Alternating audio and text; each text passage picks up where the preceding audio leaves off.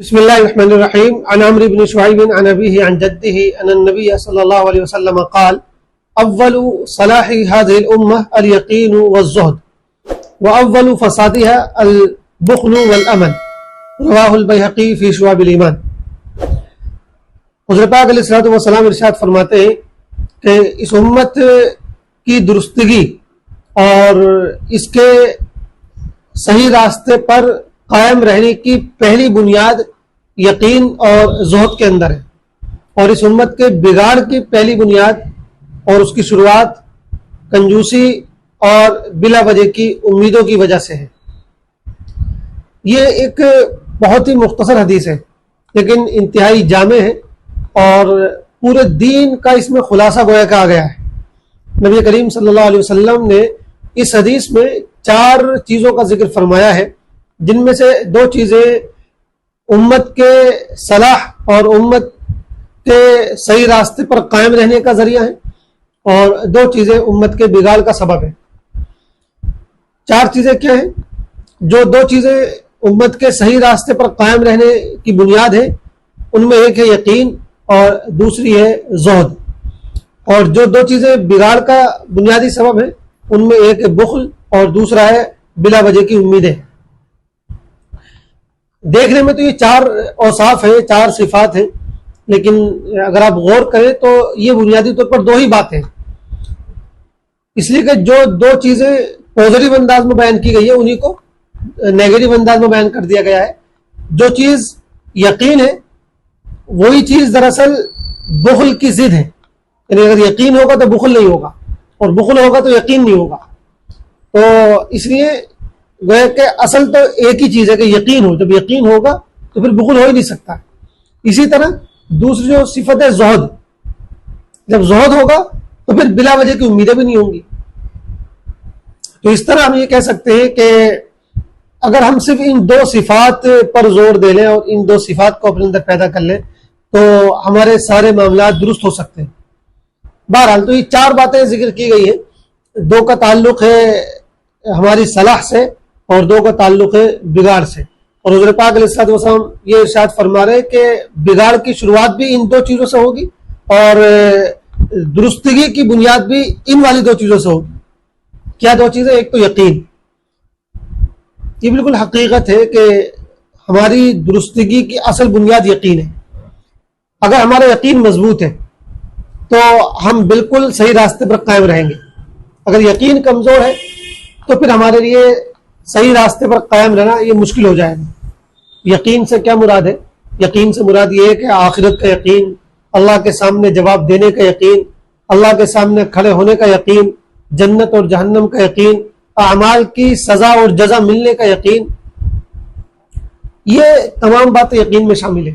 تو یہ یقین جتنا مضبوط ہوگا، جتنا یہ یقین ہمارے رگ و ریشے میں سمایا ہوا ہوگا، اتنا ہی ہمارے لیے نیکیوں کو کرنا اور برائیوں سے خود کو بچانا یہ آسان ہو جائے گا۔ اسی طرح دوسری چیز ہے زہد۔ یقین کا نتیجہ گویا کہ زہد ہے۔ زہد کیا ہے؟ زہد کا مطلب یہ ہے کہ دنیا سے بے رغبتی۔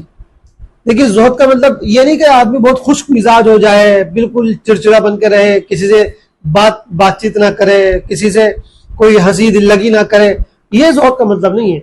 زہد کا مطلب خشک مزاجی، سادہ، یعنی بالکل روکھا بن کے رہنا اور عجیب کیفیت میں مبتلا رہنا کہ لوگ ملاقات کرنا چاہیں تو آدمی ملنا نہ چاہے، لوگ اس کے پاس آنا چاہیں تو وہ ان سے ملنا نہ چاہے، یہ چیز زہد نہیں ہے۔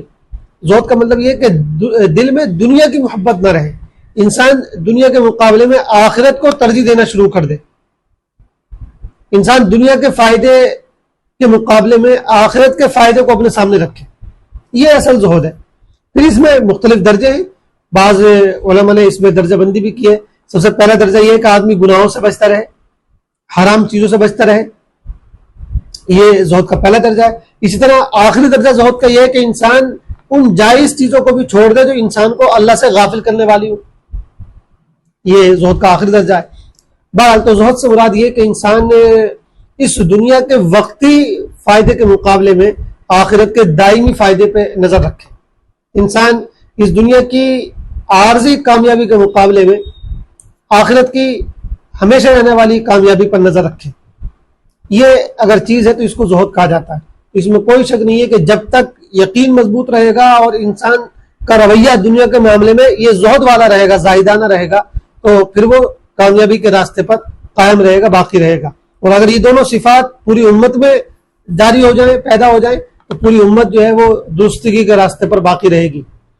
اس کے بالمقابل اگر یہ دو نیگیٹو صفات پیدا ہو جائیں, ایک تو یہ کہ کنجوسی آ جائے, بخل آ جائے. بخل دراصل پیدا ہوتا ہے یقین کی کمی سے, اور کہہ لیجیے کہ زہد کے نہ ہونے کی وجہ سے. بخل کا مطلب ہے کنجوسی. کنجوسی کا مطلب یہ ہے کہ انسان اپنی صلاحیتوں کو, اپنے مال و دولت کو ان جگہوں پر خرچ نہ کرے جہاں خرچ کرنے کی ضرورت ہے, جہاں اس کو خرچ کرنا چاہیے. بخل کا مطلب ہے کہ انسان کے دل میں دنیا اور پیسے کی محبت اتنی بیٹھ جائے کہ اس کی جیب سے صحیح جگہوں پر 10 روپے نکالنا بھی مشکل ہو جائے. یہ بخل ہے. بخل دنیا کی محبت سے پیدا ہوتا ہے اور یقین کی کمی سے پیدا ہوتا ہے.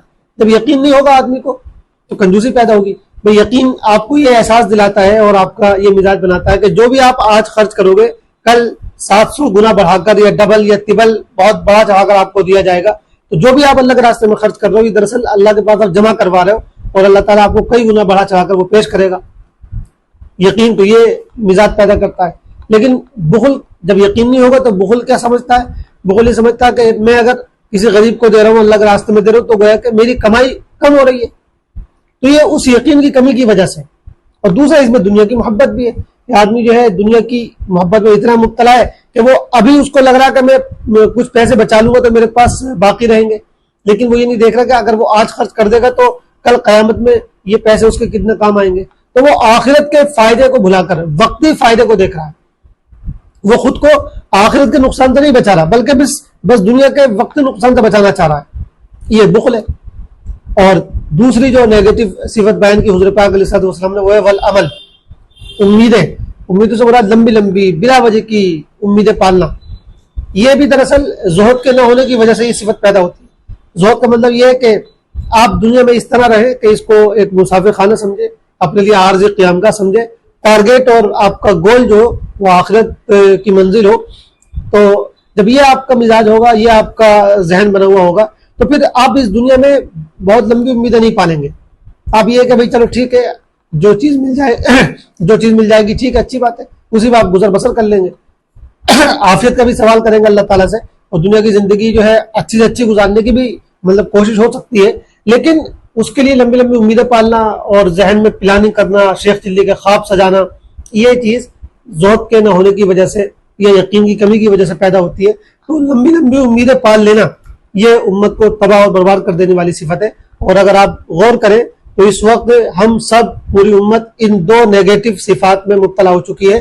ایک تو بخل, کہ ہمارے دل و دماغ میں کنجوسی اور بخل بہت گہری حد تک سرایت کر چکا ہے, کہ ہمارے دل سے دنیا کی محبت نکلنے کا نام نہیں لے رہی ہے. ہم صحیح جگہ پر پیسہ خرچ نہیں کرتے, صحیح جگہ پر اپنی صلاحیتیں خرچ نہیں کرتے. صورتحال یہ ہو گئی ہے کہ انسان پیسہ کمانے اور جمع کرنے کے چکر میں اتنا لگا ہوا ہے کہ خود اپنے اوپر بھی وہ خرچ نہیں کر رہا, اپنے بیوی بچوں پر وہ خرچ نہیں کر رہا, پھر وہ اللہ کے راستے میں غریبوں پر, مسکینوں پر اور دیگر جگہوں پر کیا خرچ کرے گا. اسی طرح ہم سب کا معاملہ یہ کہ ہم سب نے ایک پوری فہرست بنا رکھی امیدوں کی کہ مجھے یہ بھی مل جائے, یہ بھی مل جائے, یہ بھی مل جائے, یہ بھی مل جائے.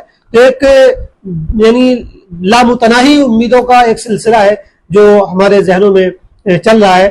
اور یعنی جو جنریشن ابھی نئی ہماری ہے اور آگے آ رہی ہے, یعنی جو نئی جنریشن ہے اور جو آگے نئی جنریشن آنے والی ہے, ایسا لگتا ہے کہ وہ تو پوری زندگی اور پورا اس کا جو سب کچھ ہوگا معاملہ وہ امیدوں ہی کے آس پاس ہوگا. مطلب حقیقت میں ہے کچھ, لیکن آدمی پلاننگ اور امیدیں اتنی لمبی لمبی باندھ رہا ہے کہ جیسے دنیا میں اس کو ہمیشہ رہنا ہے. اتنا میرا لمبا چوڑا کاروبار ہونا چاہیے, اتنا میرے پاس بنگلہ ہونا چاہیے, میرے پاس یہ ہونا چاہیے اور وہ ہونا چاہیے.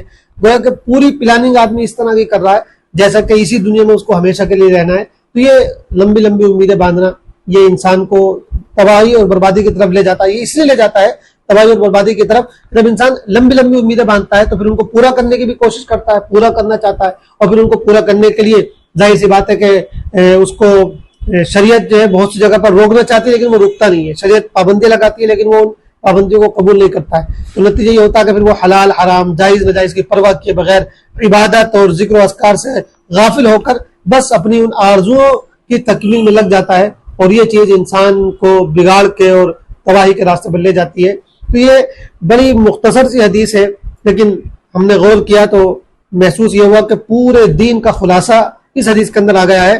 اگر ہم پورے دین کو یعنی سمجھنا چاہیں تو اگر ہم جو تمام پازیٹیو صفات ہیں جن کو اختیار کرنے کی تلقین کی گئی ہے ان کا خلاصہ یقین اور زہد میں ہے، اور تمام وہ نیگیٹو صفات جن سے بچنے کے لیے کہا گیا ہے ان کا خلاصہ بخل اور بلا وجہ کی لمبی لمبی امیدیں باندھنے کے اندر ہے۔ تو یہ بڑی پیاری حدیث ہے اور بڑی جامع حدیث ہے۔ دعا کریں کہ اللہ تعالی ہمیں اس حدیث پر عمل کرنے کی توفیق عطا فرمائے، آمین۔ والسلام علیکم ورحمۃ اللہ وبرکاتہ۔